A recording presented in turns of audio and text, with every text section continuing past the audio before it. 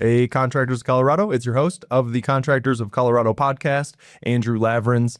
We've got an exciting day today. I have a very special guest that I'll introduce you all to right after we do our sponsor introductions. So thank you as always to the Builders Outlet Material Supply Shop up in Denver.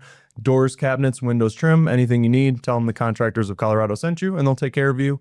Also to the Business Foundry, a great event space and a resource for all entrepreneurs, contractors or not. Please come in here, see what we're doing. It's a really powerful and amazing group to be around. So thank you to the Business Foundry here in Lone Tree. All right, our guest today is Miss Angie Scheribel. It's wonderful to have you sitting here. I think what you do is going to be both short-term and long-term very beneficial for the contractors in the group. And so I guess I'll turn it over to you. How are you today? Tell the group what you do. Hey, Andrew. Thanks for having me. I'm doing awesome today. Good. I am a business broker with Transworld Business Advisors here in Colorado. Awesome. Wonderful. Well, I always like to give the opportunity to all of our podcast guests to talk a little bit about who you are as a person. We always jump straight into business, and that was some of the feedback that we get over these podcasts is, well, who are these people? So in the past now we've started incorporating this easy question. Who are you? What do you do for fun? I appreciate that. Yeah, I am a person, so That's right. Not just a business broker. Let's see.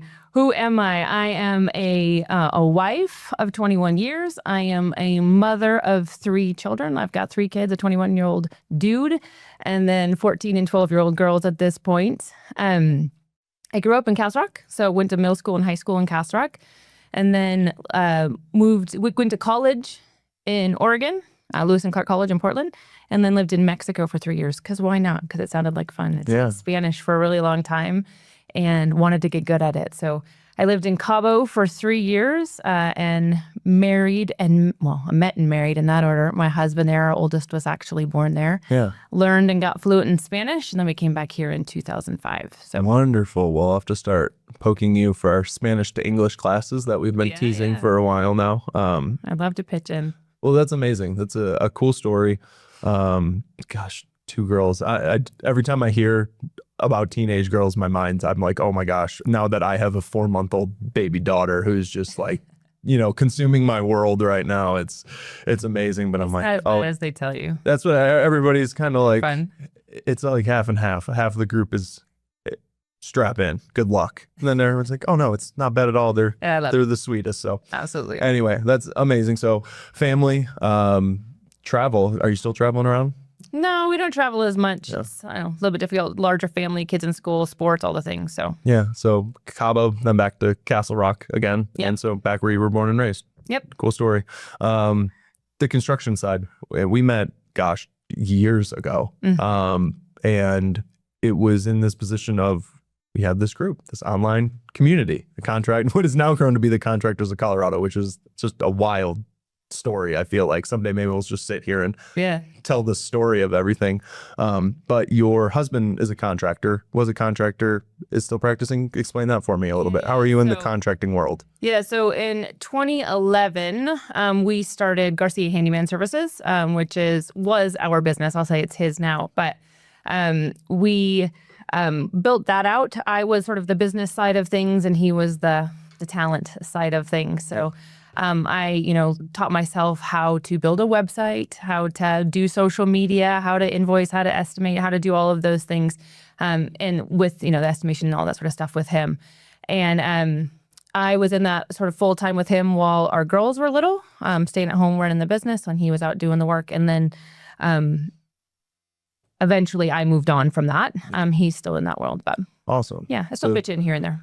One of the things we look at of all of our affiliates is, one, have you worked with contractors before? Is this your audience? Do you have a passion to help this audience? That's all great and necessary. Mm-hmm. But one of the things that I love is how is your life been influenced by contractors? So we've had grandparents were contractors, a lot of marriages to different contractors. And it's like, that's awesome because now that this professional that we're bringing to work with this community they're already engaged in this community. They already understand what it means to interact with the contractors in a close and meaningful way. So awesome. You fit that mold.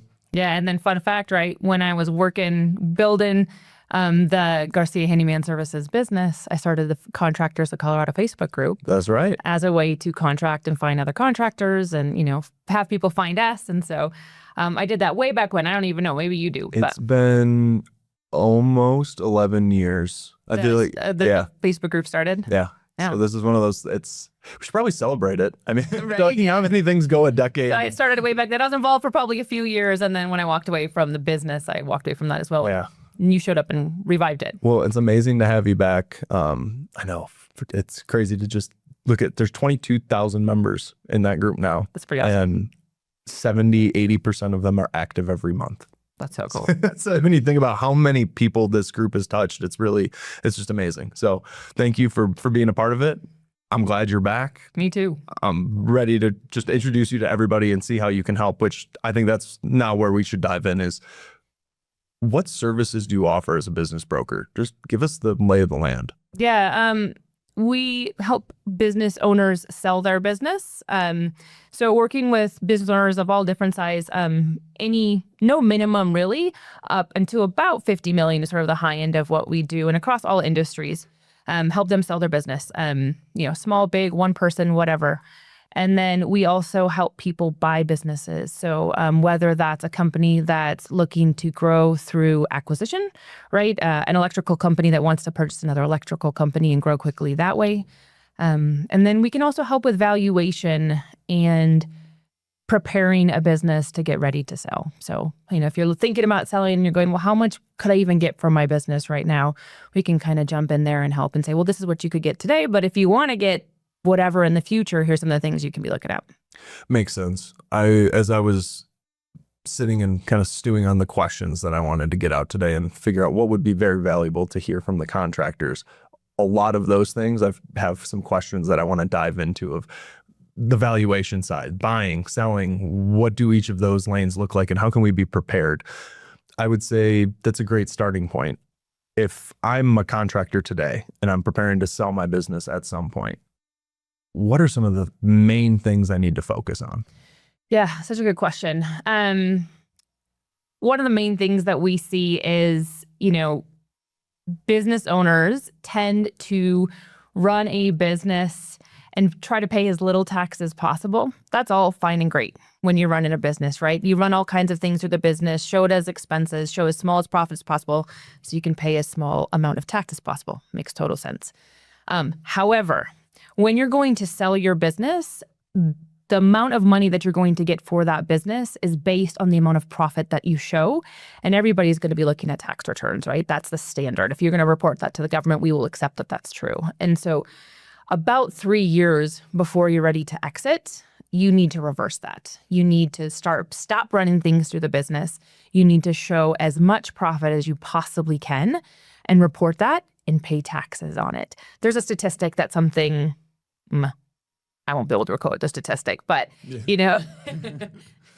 get a lot more money for, even though you're paying a little bit in taxes on that money, you'll get a lot more for it when you sell it. So. Makes sense. And I believe it. It's one of those things that tax strategy is so important. I don't want to dive too far into that, but we've had our accountant CPA come in and talk about a little bit of tax strategy, and there's a tax strategy for every situation. And so many business owners, I don't want to pay taxes. Let's just, right away as much of the profit as possible, or go buy new trucks at the end of the year. And it's like, that is a great idea in some situations, but other situations, both in your personal life and the business side, end up completely changing that. So I'm glad you brought that up. Yeah, I think another thing to keep in mind is, if you think about it put yourself in the shoes of a buyer, right? If you're going to buy a business, what are the things that make it scary to buy or risky to buy? One of those things is, if we call it the key man risk, right? Like if the person running the business, owning the business is also the person, I don't know, let's say he's doing all the sales and he's doing all the estimates, and the business is really centered around the owner. What happens when that owner leaves? So the actually less important the owner can be, the more valuable the business becomes. So that's another thing, is to start thinking about working yourself out of the business as you're looking to sell it. The more you can be uninvolved, the more valuable it'll be. Yeah, it's a conversation I feel like Cooper and I are having constantly. If the group hasn't met Cooper yet, please reach out to him. He's our strategic growth advisor.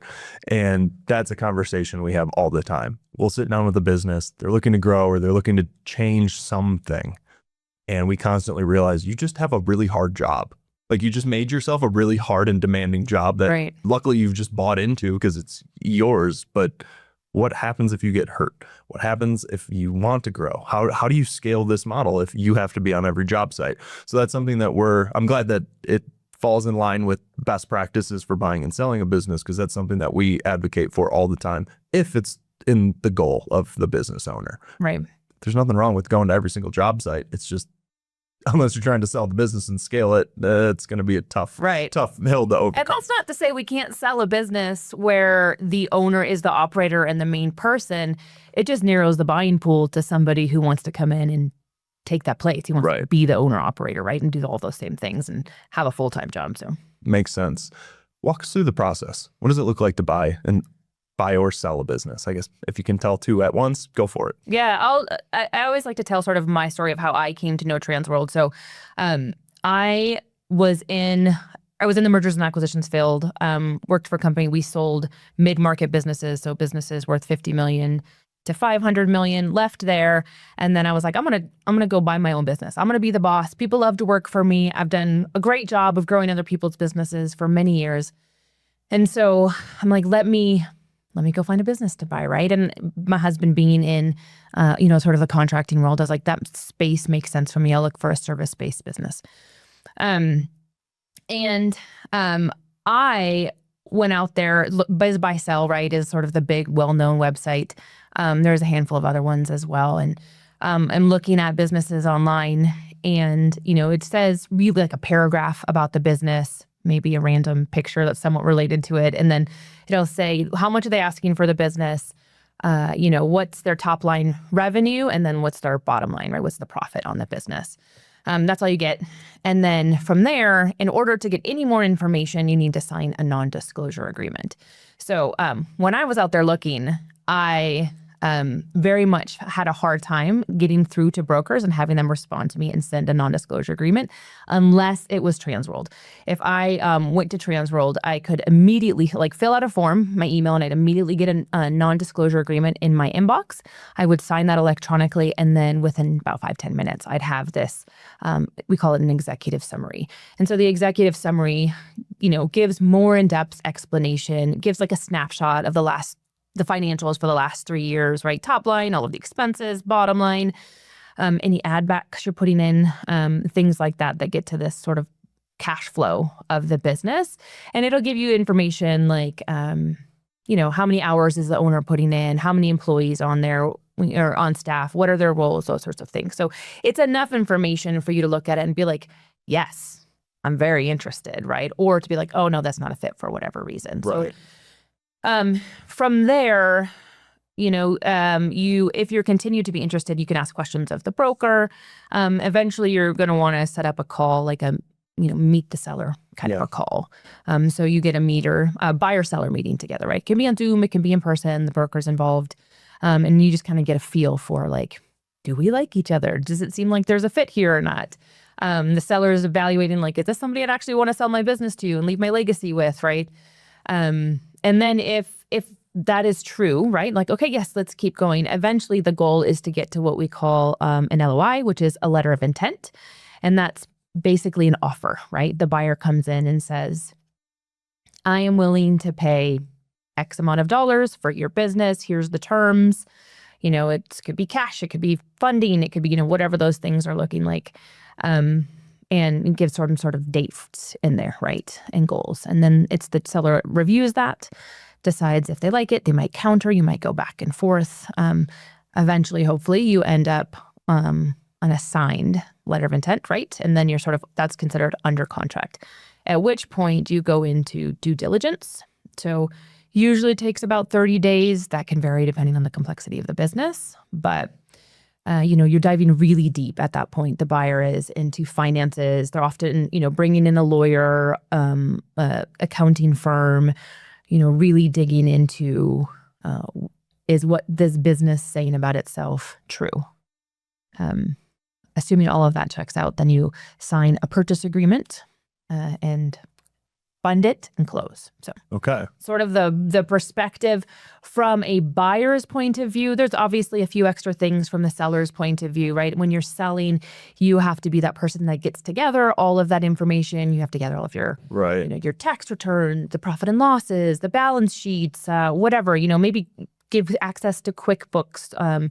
You have to answer, a pretty in-depth questionnaire of like, why is my business awesome, right? So we can use that to market it. And so, from the seller's perspective, there's a little bit more work in preparing all of that. How does that work? Is that process very similar in working with you? Because I know we started off of like, oh, you go to Biz by Sell or do these other things. If somebody is considering buying or selling, how do they engage with you? When should they engage with you in their entrepreneurial career? Yeah, that's a great question. So it takes, on average, about 8 to 10 months to sell a business. So if you're like, I need to sell now, well, it can't happen now. But if you want to sell it next year, you should for sure be contacting me, because that means we need to basically start working to get it on the market now. It'll take some time to prep it and actually get it listed. Yeah.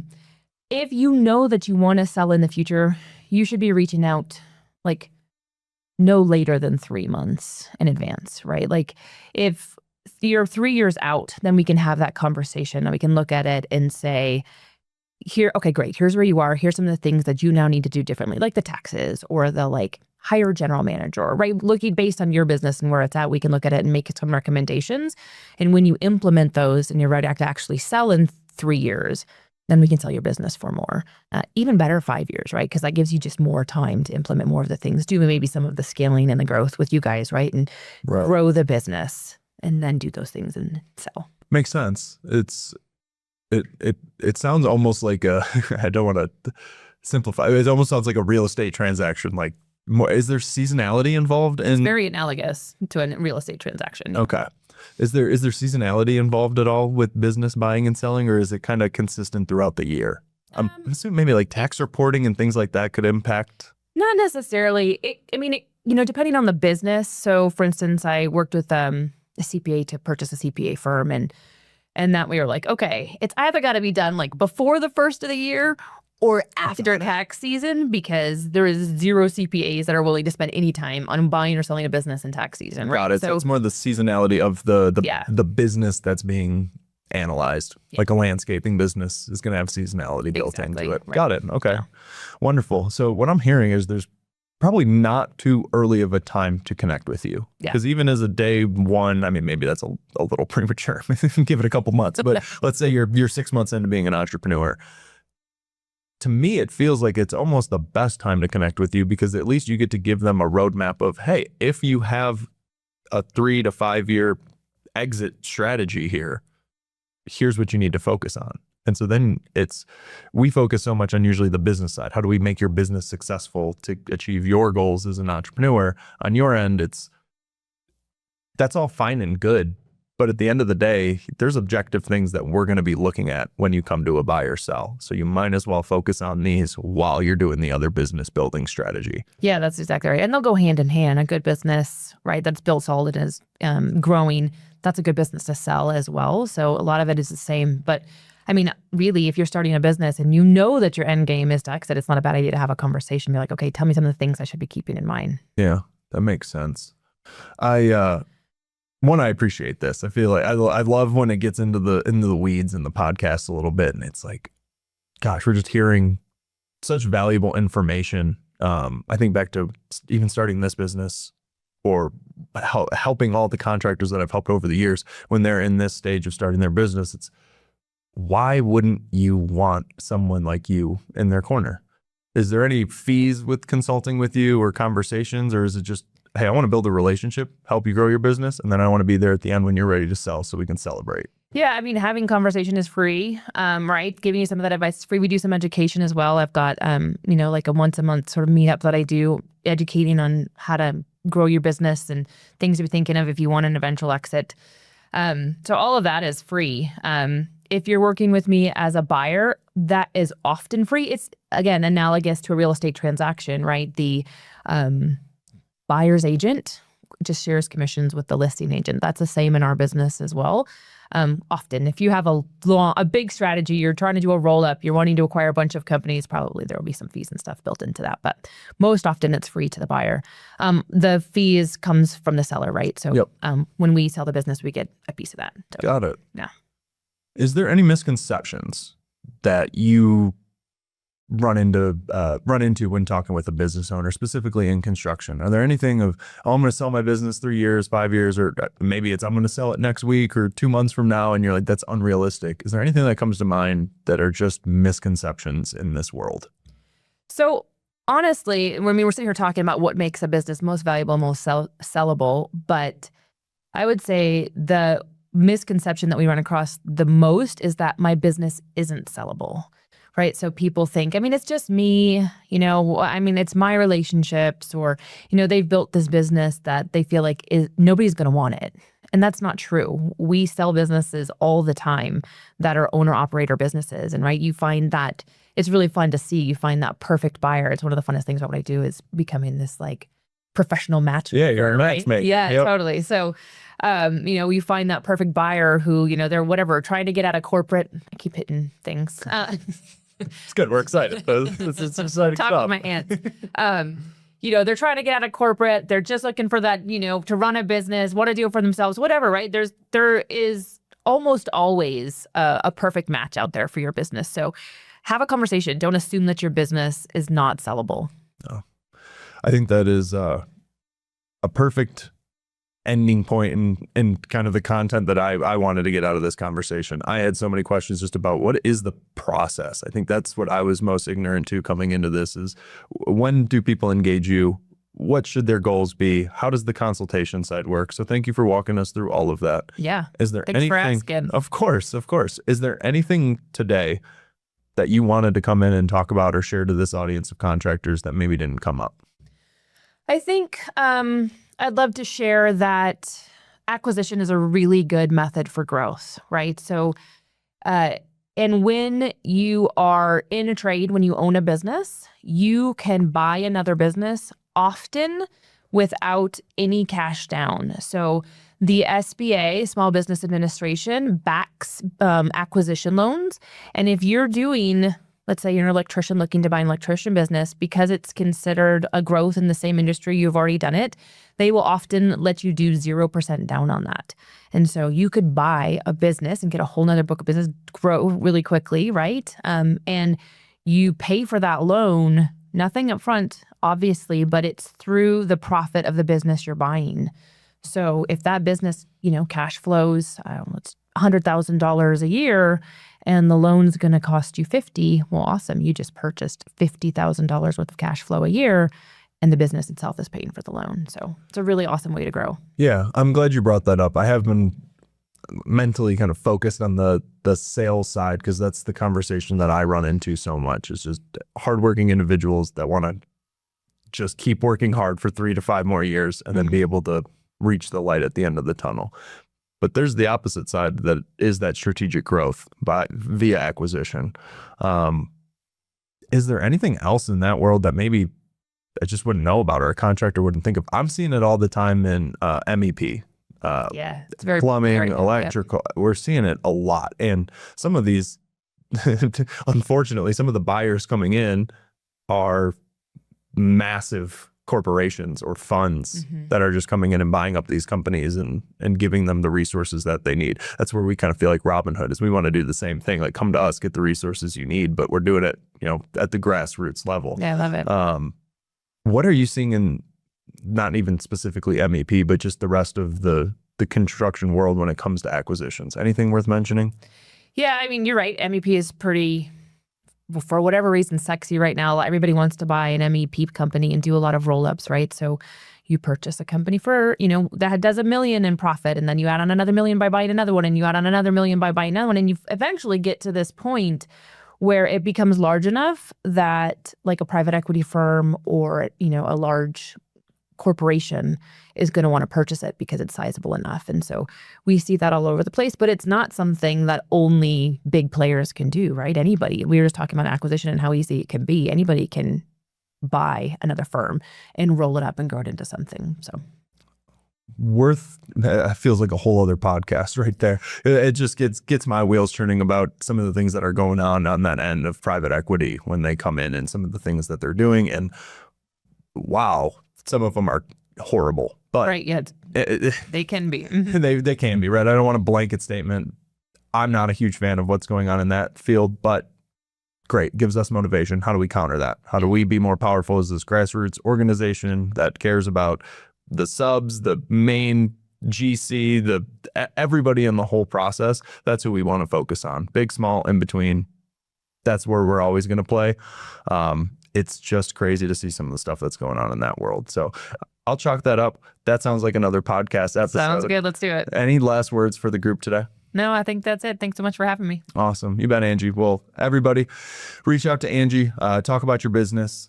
Even if you're feeling like it's a ridiculous conversation is what I'm hearing, because there's no time that's too early. There definitely could be a time where it's feeling like it might be too late.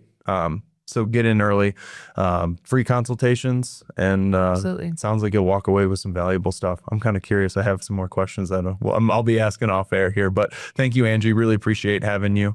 Everybody, thanks for watching. I will see you next time.